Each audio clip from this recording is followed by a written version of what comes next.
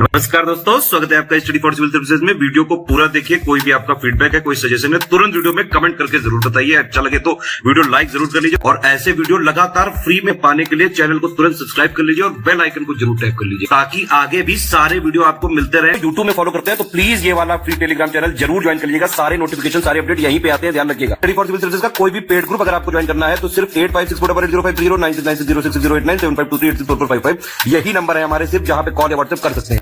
Instagram पे हमारा page जरूर फॉलो कर लीजिएगा, स्टडी फॉर सिविल .सर्विसेज है। ट्विटर पे हमको जरूर फॉलो कर लीजिएगा, @study for civils है। सारे क्वेश्चन अटेम्प्ट करिए और स्कोर अपना तुरंत कमेंट करके बताइए। नमस्कार दोस्तों, स्वागत है आपका स्टडी फॉर सिविल सर्विसेज में। ब्लॉक एजुकेशन ऑफिसर यानी कि बीओ परीक्षा जो अपकमिंग वैकेंसी है, लगातार हम उसके लिए पेड क्विजेस को देख रहे हैं वीडियो फॉर्मेट में, जो हमारे मॉड्यूल बेस्ड होती हैं, पेड ग्रुप्स के मॉड्यूल। आप अभी भी एडमिशन ले सकते हैं, उसकी जानकारी के लिए आप डिस्क्रिप्शन बॉक्स में डिटेल्स को फॉलो करें। और इन सभी वीडियोज़ हमारे पेड मॉड्यूल्स की जो ऑनलाइन क्लासेस चल रही हैं और पेड क्विजेस, इसको देखने के लिए प्लेलिस्ट जो नीचे दी गई होगी उसमें आप जाकर के सारे वीडियोज़ को देख सकते हैं। ठीक है, तो हम बिना किसी देरी के आज के वीडियो के फर्स्ट क्वेश्चन से स्टार्ट करेंगे। ठीक है, तो ऋग्वेद में विष्णु, जो भगवान विष्णु हैं, उनको क्या कहा गया है? ठीक है, तो अगर हम जब वैष्णव धर्म के बारे में प्राचीन इतिहास में पढ़ते हैं तो वहां पे सबसे प्रथम उल्लेख जो विष्णु भगवान का मिलता है उनका ऋग्वेद में मिलता है। ठीक है, तो इसमें इनको गोपा, उरुक्रम और उरुगाय है ना, ये तीन नाम जो शुरू के हैं ये कहा जाता है, तिरुमल नहीं कहा जाता है। तो 1, 2, 3 वाला हमारा जो ऑप्शन है इसको चुनेंगे। ठीक है, और ऋग्वेद में जो विष्णु का उल्लेख है वो आकाश के देवता के रूप में हुआ है, तो इसको भी ध्यान रखिएगा। दक्षिण भारत में वैष्णव धर्म के 12 संत अलवार कहलाए। ठीक है, तो कई बार आपने ये टर्म सुना होगा। ठीक है, कि अलवार संत कौन होते थे? ठीक है, तो वैष्णव धर्म को मानने वाले जो दक्षिण भारत के संत हैं उनको कहा जाता है। तो इनकी कुल संख्या जो है 12 है, जिसमें से एक महिला थी, तो उस महिला का नाम हमें बताना है। तो इनका नाम था अंडाल, है ना, और कोदई भी इनको कहा जाता था।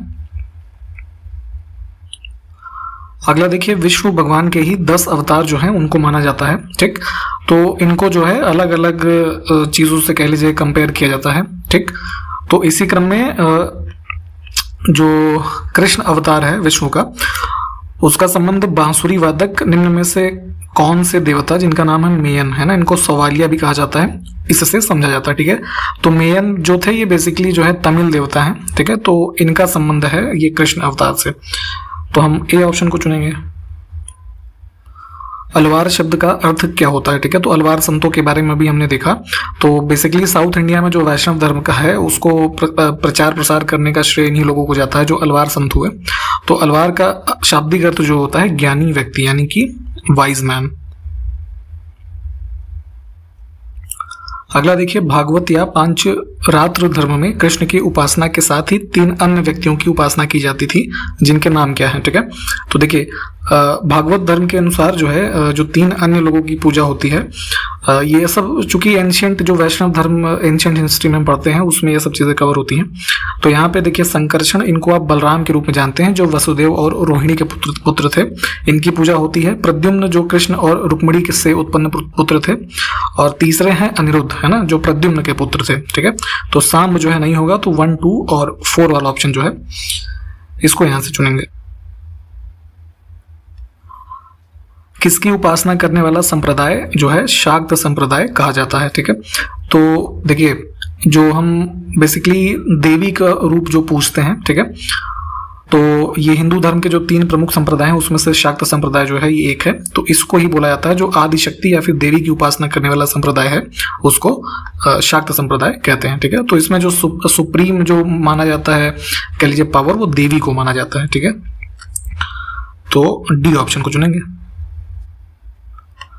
इनमें से किस महाजनपद का प्राचीन नाम मालिनी जो है महाभारत तथा पुराणों से प्राप्त होता है? ठीक, तो देखिए 16 महाजनपद के बारे में आप पढ़ते हैं, और जो ये वर्तमान भागलपुर और मुंगेर का जो एरिया है बिहार का, ठीक है, तो अंग महाजनपद के अंतर्गत आता था, जिसकी राजधानी कौन सी थी? चंपा। ठीक है, तो इसी का प्राचीन नाम जो है मालिनी हमको मिलता है महाभारत तथा पुराणों में। तो ऑप्शन ए जो है इसको चुनेंगे।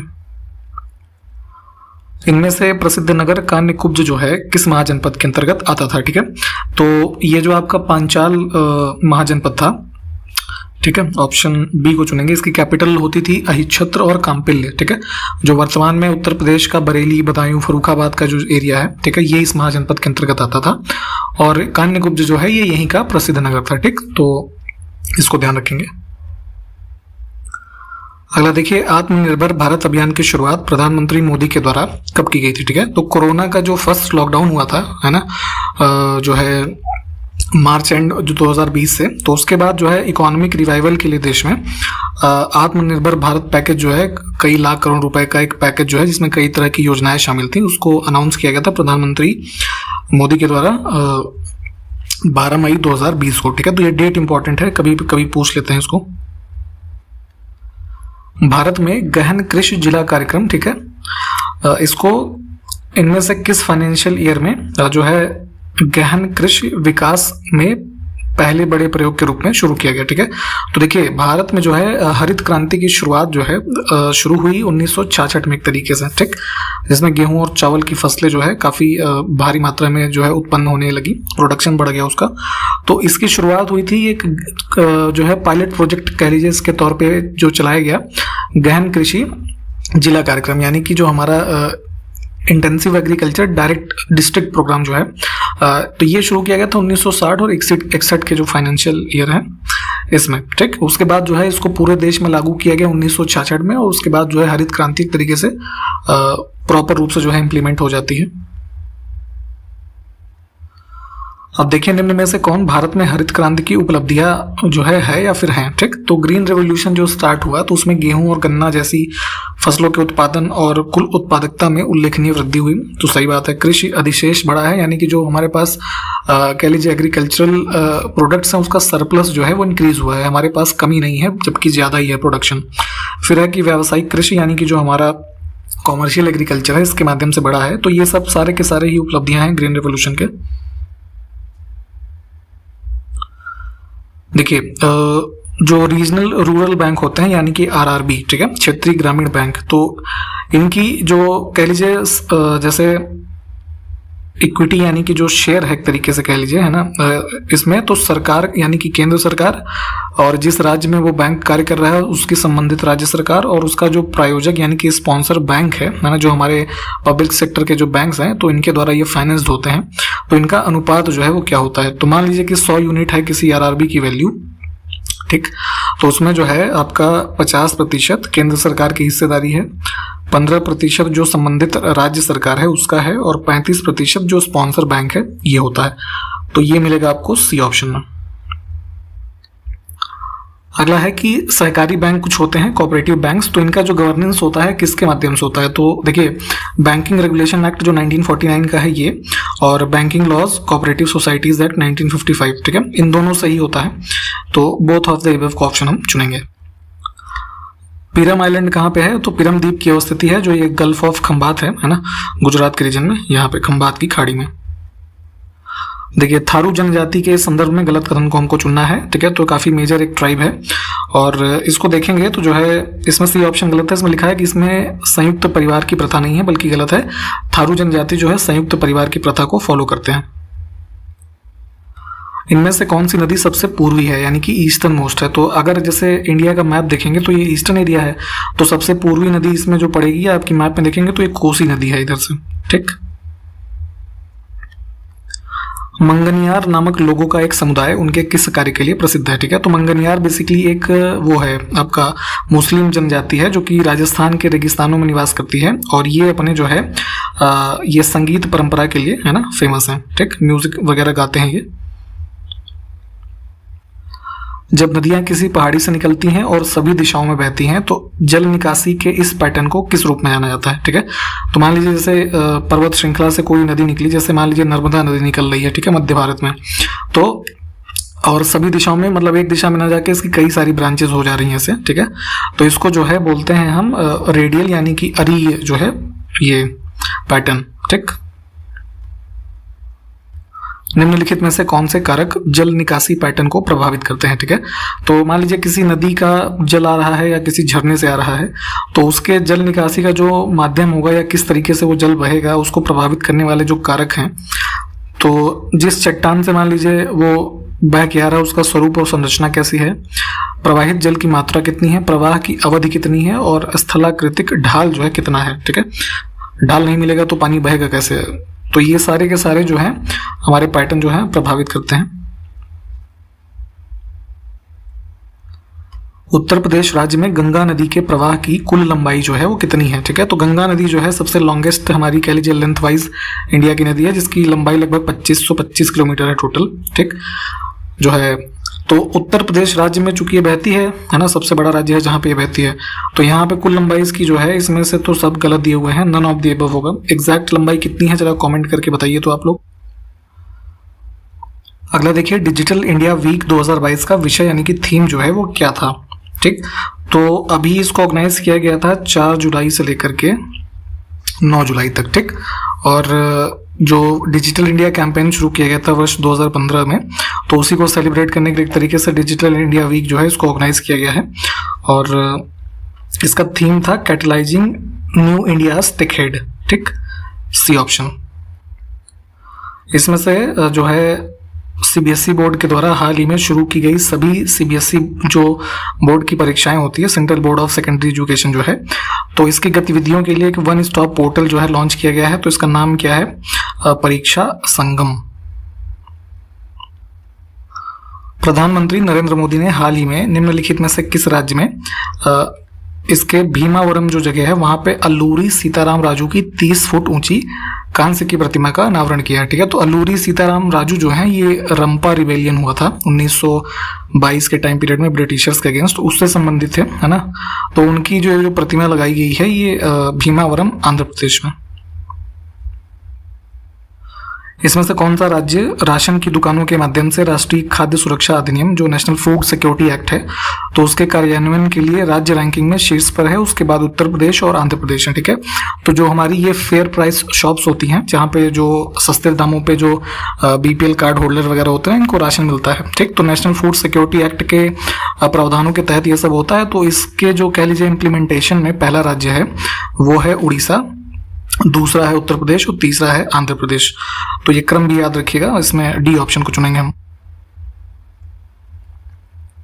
हाल ही में भारत की पहली स्वायत्त नेविगेशन सुविधा जिसका नाम है तिहान, ठीक है, इसका उद्घाटन निम्न में से किस संस्थान में जो हमारे ये साइंस एंड टेक मिनिस्टर हैं जितेंद्र सिंह इनके द्वारा किया गया है, ठीक है। तो ये है आपका जो है यहाँ आईआईटी हैदराबाद में।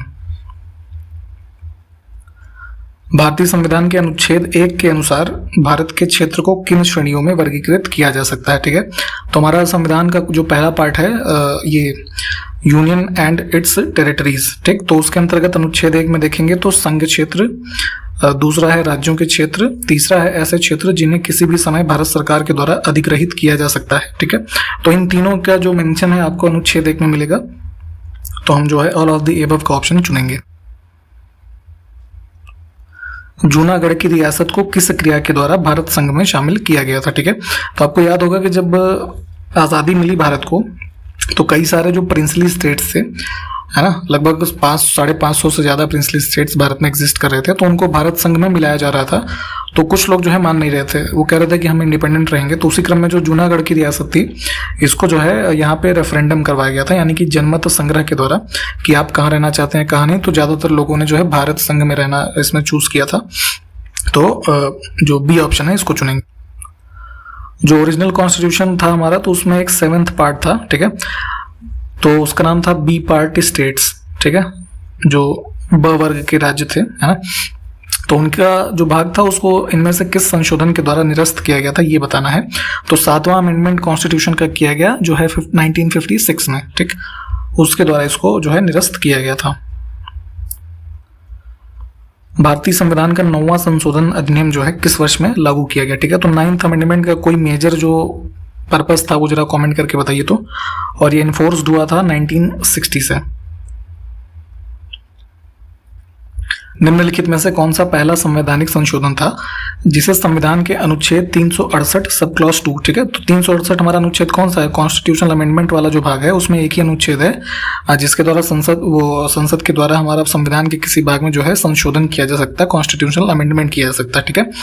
तो यहाँ पे 368(2) के प्रावधान की आवश्यकताओं के अनुसार, यानी कि कुछ ऐसे कॉन्स्टिट्यूशनल अमेंडमेंट होते हैं जिसमें इस राज्यों का भी सहमति लिया जाता है, यानी कि राज्य विधानसभाओं के द्वारा उस अमेंडमेंट का जो प्रावधान है उसकी पुष्टि की जाती है, ठीक। जैसे अभी रिसेंट में जीएसटी था ना, तो उसको 50% से ज्यादा राज्यों के द्वारा यहाँ पे सहमति प्राप्त होती है तो इसमें से कौन सा संवैधानिक संशोधन था जो है सबसे पहला भारत का, जिसको यहाँ पे राज्यों के द्वारा पुष्टि की गई थी? तो ये हमारा पहला संवैधानिक संशोधन ही था, फर्स्ट अमेंडमेंट, जिसमें 9th शेड्यूल को ऐड किया गया था। तो ध्यान रखेंगे ये ऑप्शन 1 हमारा जो है ये करेक्ट है। संसद ने किस अनुच्छेद की शक्तियों का प्रयोग करके नागरिकता अधिनियम 1955 को अधिनियमित किया था? ठीक है, तो सिटीजनशिप अमेंडमेंट एक्ट 1955 में बनाया गया। तो इसको बनाया गया आर्टिकल जो हमारा ये भाग 2 है ना सिटीजनशिप वाला, तो इसका अनुच्छेद 11 है। उसमें ये लिखा है कि जो है नागरिकता संबंधित जो प्रावधान लॉ के द्वारा बनाए जाएंगे तो उसके संबंध में संविधान जो है वो संसद जो है कोई कानून बना सकती है। तो यही 11 की शक्तियों को यूज करके सिटीजनशिप अमेंडमेंट एक्ट जो बनाया गया है। तो भारत में अब जो सिटीजनशिप वगैरह गवर्न की जाती है वो इसी एक्ट के प्रावधानों के तहत की जाती है। तो हम जो है डी ऑप्शन को चुनेंगे। तापमान में कोई बदलाव किए बिना किसी तरल को गैसीय अवस्था में बदलने के लिए आवश्यक ऊष्मा की मात्रा को क्या कहा जाता है? ठीक है, तो ये लेटेंट हीट ऑफ वेपराइजेशन है ना, वाष्पन की गुप्त ऊष्मा जो है ये कहा जाता है। रैंकिन स्केल का उपयोग क्या मापने के लिए किया जाता है? ठीक है, तो जैसे आप ये सेंटीग्रेड स्केल, फॉरेनहाइट स्केल है ना, ये सब केल्विन स्केल ये सब देखते हैं टेम्परेचर के लिए, तो उसी हिसाब से रैंकिन भी जो है एक स्केल होती है टेम्परेचर को मापने की। निम्नलिखित में से किस पदार्थ में ऊर्ध्वपातन का गुण होता है? ठीक है, तो सॉलिड अवस्था से सीधे गैसियस अवस्था में जो है चेंज होने की जो क्रिया होती है उसको बोलते हैं सब्लिमेशन। ठीक है, इसका सबसे जीता जागता उदाहरण आपसे कई बार एग्जाम्स में पूछा गया है, कपूर। ठीक, तो इसके अलावा जो आयोडीन होता है ना, इसके अलावा जो नेफ्थलीन की बॉल्स होती है ना जो आप घरों में बाथरूम वगैरह में रखते हैं, और अमोनियम क्लोराइड है ना, ये सब के सब जो है ऊर्ध्वपातन का इसमें गुण होता है। तो 1 2 3 4 जो है इसको चुनेंगे। निम्नलिखित पदार्थों के क्वथनांक के संदर्भ में गलत युग्म का चयन करें। ठीक है, तो ये जो हमारे बॉइलिंग पॉइंट होते हैं तो इसका टेम्परेचर जो है इन सब्सटेंस के लिए कितना होता है उसके संबंध में गलत चुनना है। तो इसमें जो दिए गए हैं गलत कोई नहीं है, यानी कि सब के सब सही हैं। पानी 100 डिग्री पे उबलता है, शराब 78 पे और मरकरी जो है 357। तो नन ऑफ द अबव जो है इसको चुनेंगे हम। निम्नलिखित में से किस कारक में कमी होने पर वाष्पीकरण की दर में वृद्धि होती है? ठीक है, तो देखिए जैसे बरसात के सीजन में आपने महसूस किया होगा कि जो हमें शरीर में चिपचिपापन महसूस होता है, तो क्या होता है कि एटमॉस्फेयर में हमारे ह्यूमिडिटी यानी कि आर्द्रता जो है वो बढ़ जाती है। ठीक है, तो उसमें वेपराइजेशन या इवेपोरेशन जो है इसका रेट कम हो जाता है। ठीक, तो इस वजह से हमको गर्मी महसूस होती है। तो जब हमारा ह्यूमिडिटी की जो रेट है ये है कम होती है, तब हमारा जो इवेपोरेशन है वो वाष्पीकरण बढ़ जाता है। ठीक, तो हम बी ऑप्शन को चुनेंगे। नीचे दिए गए कथनों में से कौन सा सही है? ठीक है, तो देखिए सिर्फ बी ऑप्शन हमारा जो है ये सही है। कोई भी ये हमने पहले भी आपको बताया है, शायद लास्ट वीडियो में बताया था कि जो पदार्थ होता है छोटे छोटे कणों से मिलकर के बनता है जिसको हम अणु कहते हैं। ठीक, देखिए कलर ब्लाइंडनेस जो है कुछ लोगों में होती है ना, तो वर्णांधता का सिद्धांत इसको हिंदी में कहते हैं। और ये किसने दिया था? ठीक है, तो इसके देने वाले जो ये हमारे साइंटिस्ट हैं कह लीजिए, ये हैं जॉन डाल्टन। ठीक, अच्छा एक चीज ये बताइए कि जो वो लोग वर्णांध होते हैं उनको किन रंगों में विभेद करना जो है वो संभव नहीं होता है? जल चक्र में कौन सी प्रक्रिया पौधों द्वारा जल वाष्प उत्पन्न करती है? ठीक है, तो जो हमारी वाटर साइकिल है तो उसमें वाटर वेपर जो प्लांट्स के द्वारा उत्पन्न किया जाता है ना, वो प्रक्रिया होती है हमारी ये वाष्पोत्सर्जन यानी कि ट्रांसपिरेशन।